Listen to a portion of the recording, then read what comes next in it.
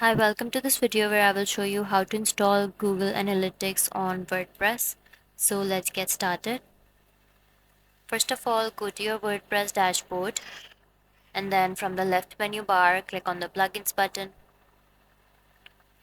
After that, click on the add new button and here type GA Google Analytics in the search box. Since the plugin supports GA4, so it will integrate it with your WordPress site. After finding it, click the Install Now button and then click Activate the plugin. So configure the plugin once it is activated. And now go to the dashboard. Click on the Settings button and then click on the Google Analytics button.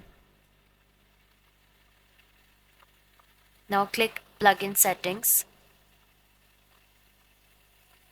And now copy and paste the tracking ID that you can find on your Google Analytics tracking code page that looks like this.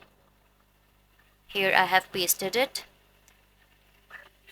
Now you must check the Universal Analytics or analytics.js and also check the include tracking code in page head via WP head boxes that set up Google Analytics on the WordPress website. So after doing that, click the Save Changes button.